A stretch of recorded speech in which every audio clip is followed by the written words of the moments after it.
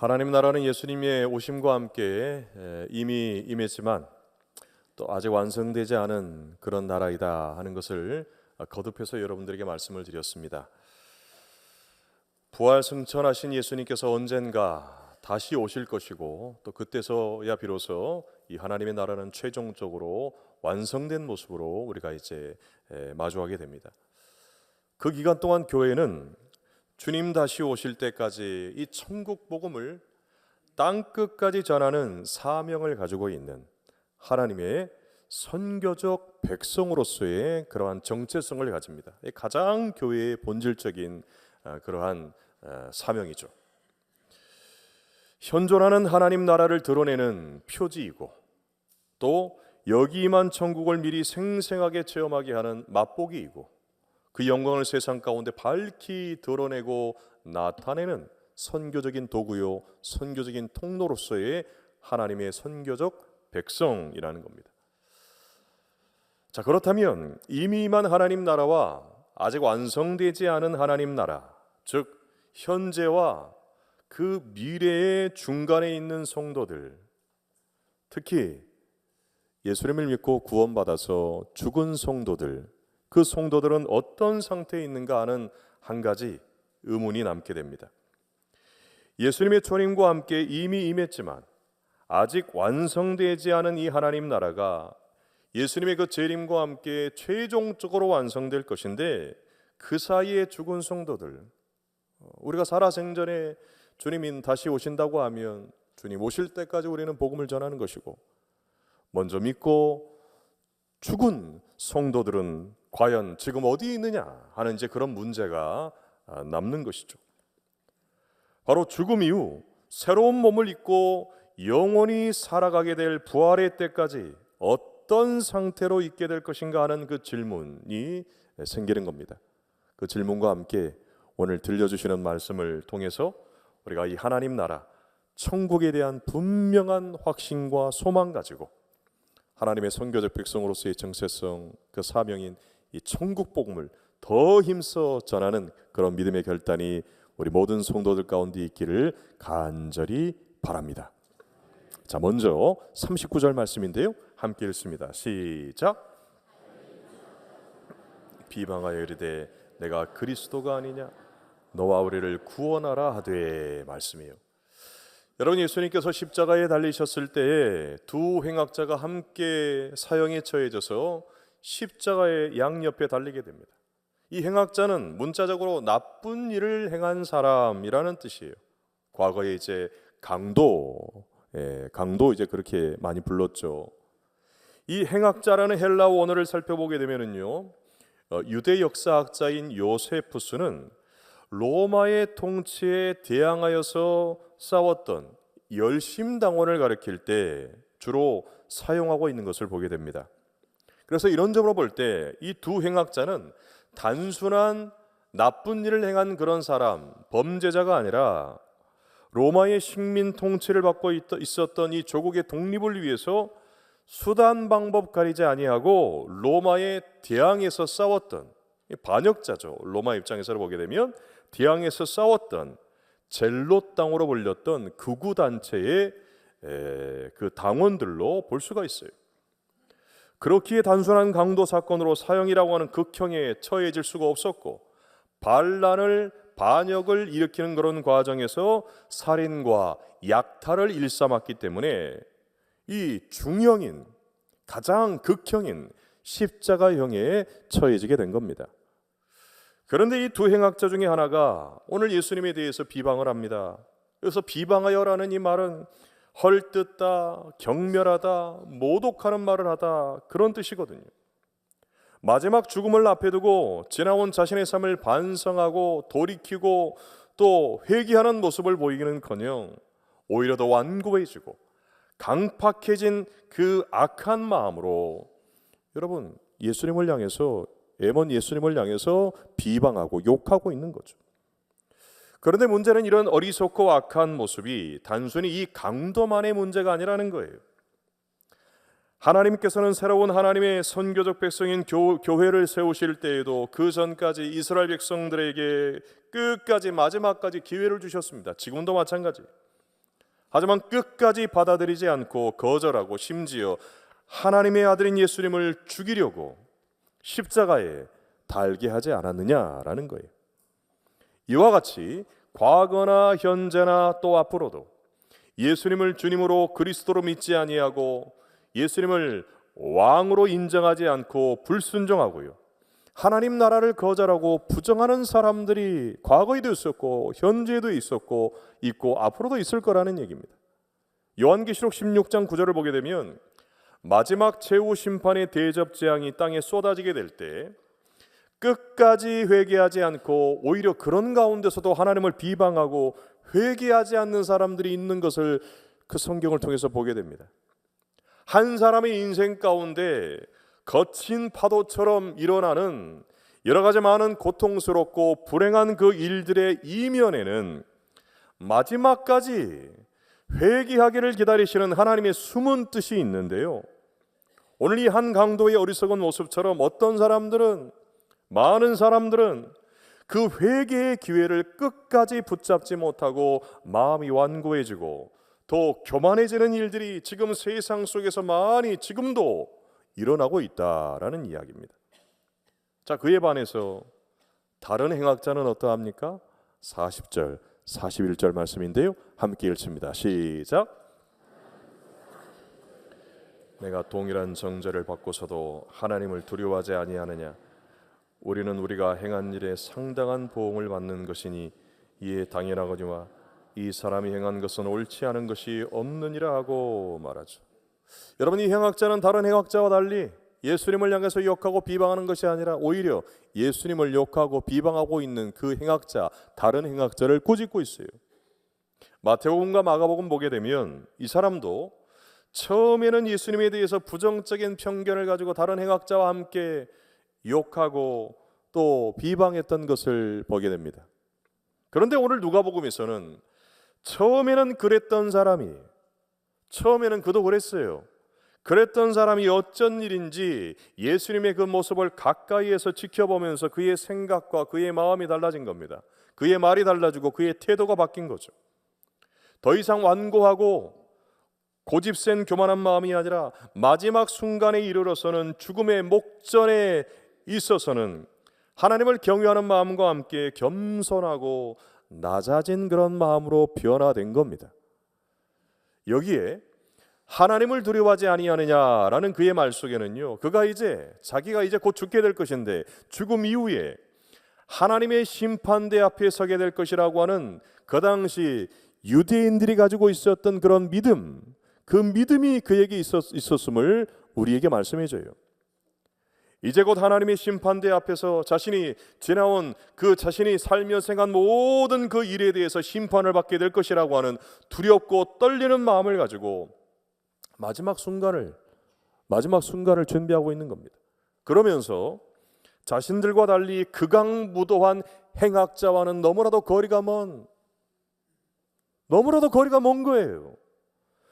그 먼 예수님의 무죄함을 변호하고 두둔하고 있는 이 행악자의 모습입니다. 이 전승에 의하게 되면 이 예수님의 의로움을 주장하면서 예수님을 비방했던, 끝까지 비방하고 욕하는 다른 행악자를 꾸짖은 사람의 이름이요, 디스마스로 알려져 있습니다. 그리고 예수님을 비방한 그 다른 행악자는 기스마스로 그렇게 알렸어요. 디와 기 차이죠. 훗날 이 디스마스는 착한 도적, 복음을 믿은 도적, 거룩한 도적이라고 하는 칭호를 받으면서 로마 캐톨릭과 또 그리스 종교에서 성인의 반열로 추대되어서 거기에 오르게 됩니다. 그래서 오늘날 로마 카톨릭뿐만 아니라 또 그리스 종교에서는요, 각각 매년 3월 25일과 23일에 이 디스마스 성인을 위한 기념일로 지키고 있을 정도라는 거죠. 여러분, 이처럼 하나님께서는 마지막 순간까지 한 사람 한 사람에게 회개의 기회를 주신다라는 겁니다. 히브리서 3장 12절 13절에서 이렇게 말씀하죠. 함께 읽습니다. 시작. 너희는 삼가 혹 너희 중에 누가 믿지 아니하는 악한 마음을 품고 살아계신 하나님에게서 떨어질까 조심할 것이요, 오늘이라 일컫는 동안에 매일 피차 권면하여 너희 중에 누구든지 죄의 유혹으로 완고하게 되지 않도록 하라. 말씀하고 있는 바와 같이 오늘이라고 하는 이 현재의 시간 동안, 이 시간 동안 예수님과 함께 임한 하나님 나라, 곧 그 주권과 그 통치권을 인정하고 믿게 되면 하나님 나라의 백성으로 거듭나게 될 뿐만 아니라 예수님의 십자가를 통해 주시는 놀라운 구원의 은혜, 영원한 그 생명이라고 하는 축복의 그 선물을 받게 될 줄로 믿습니다. 이어서 이와 관련해서 마태복음 20장 1절 이하의 말씀을 함께 나누기를 원하는데요, 함께 1절 말씀 읽겠습니다. 시작. 품꾼을 얻어 포도원에 들여보내려고 이른 아침에 나간 집주인과 같으니. 여러분, 이 말씀으로 시작되는 이 예수님의 천국 비유를 통해서도 이 앞선 이 두 행악자의 그 이야기 가운데서 마지막에 회개한 그 행악자를 통해서 주시는 영적인 교훈을 여기에서도 얻을 수가 있어요. 처음에는 이른 아침에 오전 6시 정도가 될 거예요. 이른 아침에 품꾼들이 당시 일용직 성인 남성의 하루 품삯인 한 데나리온씩을 받기로 하고 포도원에 들어가서 일을 하게 됩니다. 그런데 이 포도원 주인이 제3시, 우리 시간으로는 오전 9시예요. 그리고 제6시, 정오 12시, 그리고 제9시, 오후 3시, 또 마지막으로는 제11시, 우리 시간으로는 오후 5시입니다. 6시까지 일한다고 봤을 때 1시간 남겨놓고 그때까지 일거리 못 찾고 놀고 있는 사람들, 그 포도원의 일꾼으로 들여보내는 그런 이상한 이야기가 나와요. 그리고 날이 저물어서 그 품꾼들에게 일한 싹스를 주는데, 나중에 온 사람부터 시작해서 먼저 온 사람의 순으로 그렇게 품꾼에 싹스를 줍니다. 놀랍게도 가장 늦은 오후 5시에 그 포도원에 들어온 품꾼에게 얼마를 주느냐? 한 데나리온을 줘요. 그것을 본 이른 아침에 온 품꾼들을 비롯해서 그 다음으로 온 사람들 다 이렇게 생각합니다. 우리는 더 많이 받게 될 것이다 라는 그런 기대를 가져요. 그런데 웬걸 다 똑같이 한 데나리온씩을 준 거예요. 그러자 먼저 온 사람들이 주인에 대해서 투덜투덜하면서 불평하고 원망을 하죠. 맨 나중에 온 사람은 1시간밖에 일하지 않았어요. 그런데도 종일 이른 아침 6시부터 들어와서 종일토록 더 많이 일하고 땀 흘려 수고한 자신들과 같이 똑같이 한 데나리온을 준 이 주인에게 항의하는 그런 내용이 나옵니다. 자, 그때 포도원 주인이 뭐라고 얘기하냐? 20장 13절 14절에 이렇게 그들에게 대답합니다. 함께 읽겠습니다. 시작. 잘못한 것이 없노라. 내가 나와 한 데나리온의 약속을 하지 아니하느냐? 내 것이나 가지고 가라. 나중은 이 사람에게 너와 같이 주는 것이 내 뜻이니라. 여러분, 무슨 말씀이냐? 여러분, 이 말씀은 천국은 마치로 시작되는 하나님 나라에 관한 비유예요. 그러니까 포도원 주인의 뜻이라고 하는 것은 하나님의 주권적인 영역을 가리키는 겁니다. 에베소서 2장 8절과 9절을 보게 되면 너희는 그 은혜에 의하여 믿음으로 말미암아 구원을 받았으니 이것은 너희에게서 난 것이 아니요 하나님의 선물이라. 행위에서 난 것이 아니니 이는 누구든지 자랑하지 못하게 하려 함이라 말씀합니다. 바로 우리의 구원은 우리의 공로나 우리의 수고와 노력으로 얻을 수 있는 것이 아니라 오직 은혜로 주어지게 되는 하나님의 선물이라고 하는 거죠. 그래서 먼저 오고 나중에 오는 순서가 중요하지 않습니다.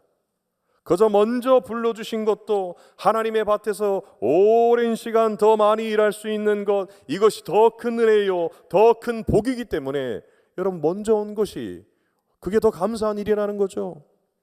그렇기 때문에 생의 마지막 순간에 회개한 강도나 맨 나중에 포도원에 일하러 들어간 일꾼들이나 오늘날 모태에서부터 믿음을 가진 성도들이나 먼저 구원의 은혜를 받은 지 10년이 되고 20년이 되고 30년이 되고 40년이 되고 50년이 되고 60년이 되고 70년이 되고 80년이 되고 90년이 되고 100년이 되신 분 계십니까?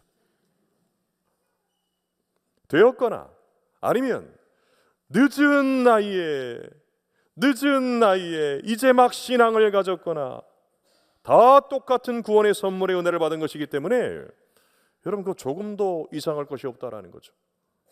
그런 이유로 나를 먼저 불러주셨든지 나중에 불러주셨든지 생의 마지막 순간에 행악자에게도 베풀어 주신 이 구원의 선물이 오직 은혜로 주어졌다는 것을 우리가 기억하면서 그 은혜에 오직 감사하는 우리 신일의 모든 성도님들 되시기를 간절히 바랍니다.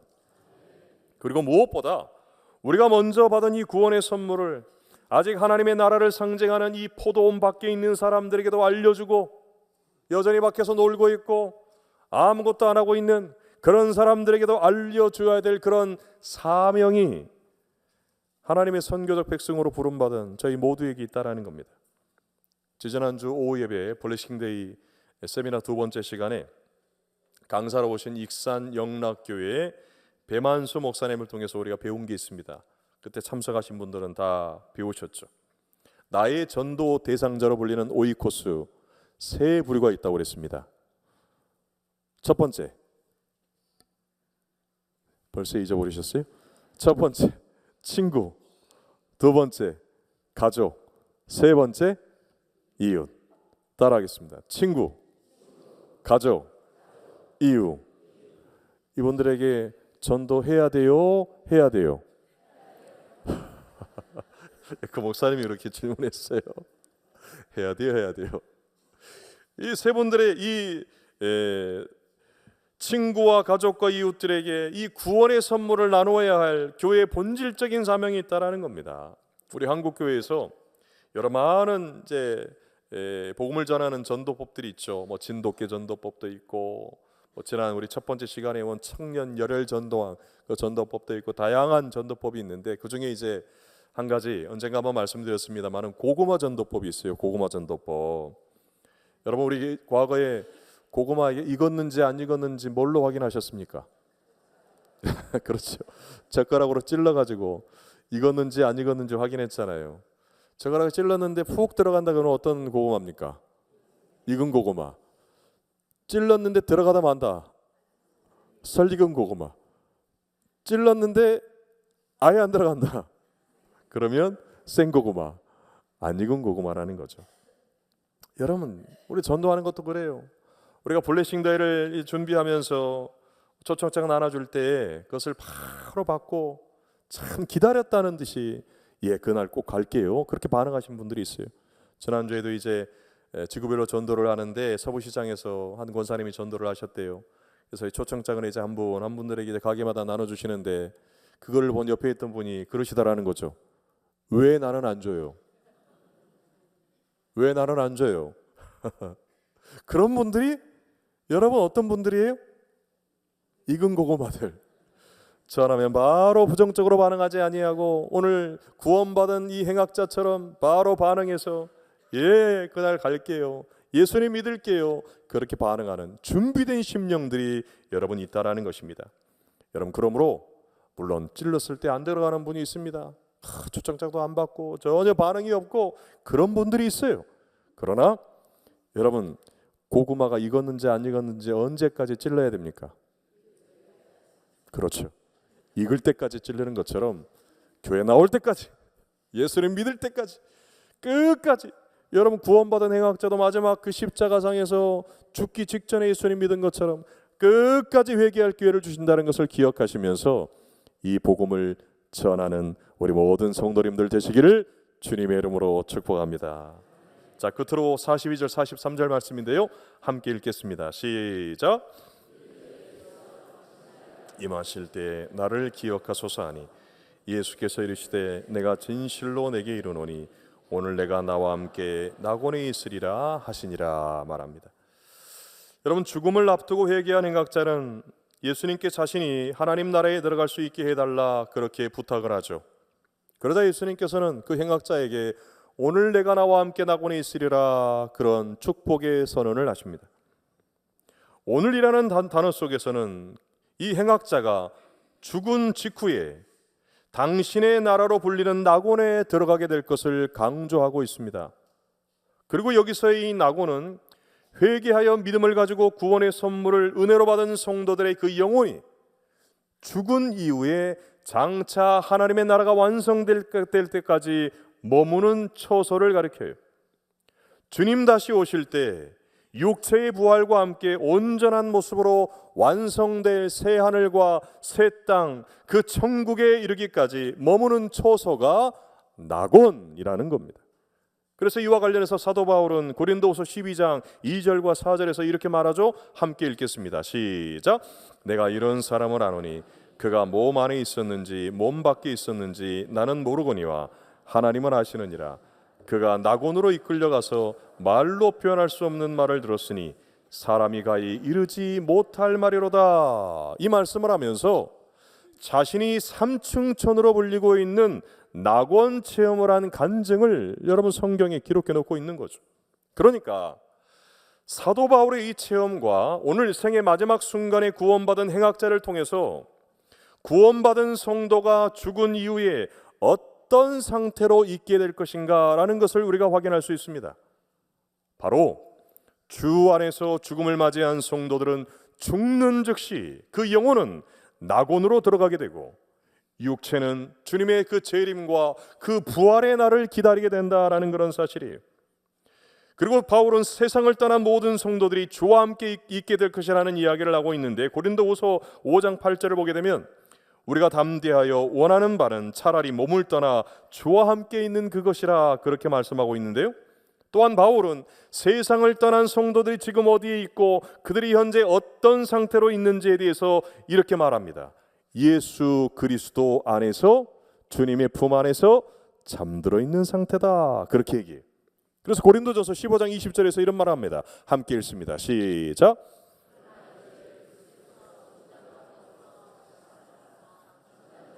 첫 열매가 되셨도다 하는 말씀이 그거예요. 이렇게 사도 바울은 빌립보서 1장 23절을 통해서 현재 우리의 상태, 지금 우리가 있는 이 상태보다도 죽음 이후에 있는 그 상태, 이 잠자는 자의 상태, 주님 품 안에 있는 상태가 더 좋은 상태라는 것을 이렇게 또 얘기합니다. 내가 그 둘 사이에 끼었으니 차라리 세상을 떠나서 그리스도와 함께 있는 것이 훨씬 더 좋은 일이라. 여러분, 사는 것이 더 복되고 좋은 것이라고 이야기하는 거예요? 죽어서 주님 품 안에서 낙원에 있는 것이 더 복되고 더 좋은 것이라고 얘기하는 거예요? 죽지 않아서 모르죠. 가봐야지 알겠죠. 그러나 바울은 어떤 상태가 더 좋은 상태라고요? 그리스도와 함께 있는 것이 훨씬 더 좋은 일이라 이렇게 얘기합니다. 그러니까 죽음 이후의 성도들의 상태를 오늘 성경은 낙원에 들어가 있는 상태로 말씀하고 있고, 더 정확하게는 주님과 함께 거하는 주님 품 안에 안겨 있는 그런 상태라는 겁니다. 그리고 이렇게 죽음 이후에 구원받은 성도들이 낙원에 들어가 있는 상태, 주님의 품 안에 있는 그 상태를 종교개혁자인 장 칼뱅은 이렇게 정의를 해요. 지복의 상태, 그렇게 얘기합니다. 지복이라고 하는 것은 뭐냐? 더할 나위 없이 행복한 상태라는 거예요. 그래서 바울이 주님과 함께 있는 것이 더 좋은 일이라 그래서 얘기하는 거죠. 그렇기 때문에 구원받고 죽은 성도들은 아직 완성되지는 않았으나 최후 승리와 함께 곧 다가올 새하늘과 새 땅에서 완성될 하나님 나라를 대망하는 가운데 더할 나위 없는 그런 행복을 누리고 있다는 것을 믿으시기를 간절히 바랍니다. 여러분, 그래서 사는 것이 여러분 죽는 것보다 세상 사람들은 좋다고 그러지만 여러분, 우리 그리스도인들에게서는 사는 것도 좋지만 사는 것보다 더 좋은 게 어떤 상태라고요? 죽음 이후에 주님 품 안에 있는 것이 더 귀하고 복된 것이다. 바울도 얘기하고 종교개혁자인 장 칼뱅 역시 지복의 상태라는 그런 개념으로 우리에게 말씀하고 있는 거죠. 자, 그러면 반대로 천국이 아니라 지옥에 가는 사람들은 낙원이 아닌 어디에 있겠습니까? 우리가 부자와 거지 나사로의 이야기를 통해서 누가복음 16장 23절을 통해서 보게 되면 구원받지 못하고 죽은 영혼들이 거하는 곳은요, 지옥으로도 불리는 음부 하데스로 가게 됩니다. 그 이후에 최후 심판의 때에 불과 유황으로 타는 못으로 최종적으로 던져지게 돼요. 그러니까 죽음 이후의 성도들이 의식도 있고 주님과 교제하는 상태에서 주님 품 안에서 편히 안식하는 지복의 상태 가운데 거하는 반면에 음부로 가는 이들 역시도 의식도 있고 또한 그가 생각도 있지만 주님과의 교제가 단절된 상태에서, 그 어둠의 상태에서 괴로움과 고통을 겪게 된다라는 것을 여러분 성경에서는 이야기하죠. 그리고 결국 이러한 지복의 상태와 지극히 불행한 저주의 상태를 선택하고 결정하는 것은 오늘 이 본문에서 보여주고 있는 두 강도가 보여주고 있듯이 오늘이라고 하는 이 시간 동안에 하나님께서 마지막까지 주시는 회개의 기회를 믿음으로 붙잡느냐 그렇지 않느냐, 여기에 달려 있다라는 거예요. 예수님을 믿고 이미 임한 하나님 나라를 소유하며 아직 완성되지 않은 하나님 나라를 기다리면서 주님과 함께 낙원에서 최후 승리와 몸의 부활을 대망하면서 기다리는 지극히 복된, 이보다도 더할 수 없는 그런 상태 가운데 있게 될 것이냐, 아니면 그 나라를 끝까지 거절하고 지옥에 음보로 내려가서 지극히 불행한 저주의 상태에서 고통을 받다가 최후 심판대에 소환되어서 결국에는 영원한 불못에 던져지게 될 것이냐, 여러분 여기 있다라는 거죠. 바로 현재의 시대와 다가오는 시대의 영원한 주인이면서 왕이신 예수님을 나의 구원자로 믿고 영접할 것이냐 그렇지 않느냐, 여기에 달려있는 거죠. 그러므로 우리가 이 믿음으로 오늘이라는 시간 동안 예수님을 나의 주님으로, 나의 왕으로 끝까지 믿고 섬기고 이 땅에 임한 그 하나님 나라의 그 축복과 그 은혜, 그 감격을 맛보고 누리시기를 간절히 바랍니다. 그리고 죽더라도, 죽는 것이 더 좋다고 그랬으니까 죽더라도 주의 나라에 임하실 때 낙원에 들어간 행악자처럼 지극한 복락을 누리는 주님 품 안에서 우리가 편히 쉬고 안식하는 이 낙원의 축복을 누리게 되고, 또 최종적으로는 최후 승리의 그날, 새로운 몸을 입고 부활할 그날을 우리가 고대하고 소망하면서, 여러분 이 복음, 이 천국 복음을 나의 오이코스, 나의 전도 대상자인 첫 번째 뭐예요? 친구, 또 가족, 또 이웃에게 이 한 주간 기도하면서 힘써 전하시고, 여러분 주변 보세요. 빈자리가 있습니까 없습니까? 네, 그 자리 꼭 한 분씩 데려오시기로 약속. 그렇게 결단하는 우리 성도님들 되시기를 간절히 부탁드립니다. 기도하겠습니다. 사랑의 주님, 주의 나라에 임하실 때 구원받은 강도처럼 오늘이라는 시간 속에서 은혜로 주신 구원의 선물 믿음으로 받게 하시고, 죽음 이후에도 낙원으로 불리는 주님 품 안에서 편히 안식하는 지극한 복락 누릴 수 있게 하시니 감사합니다. 이제 한 주 앞으로 다가온 블레싱 데이를 준비하며 이 천국 복음을 힘써 전하는 사명 감당하게 하여 주시옵소서. 예수님의 이름으로 기도드립니다. 아멘.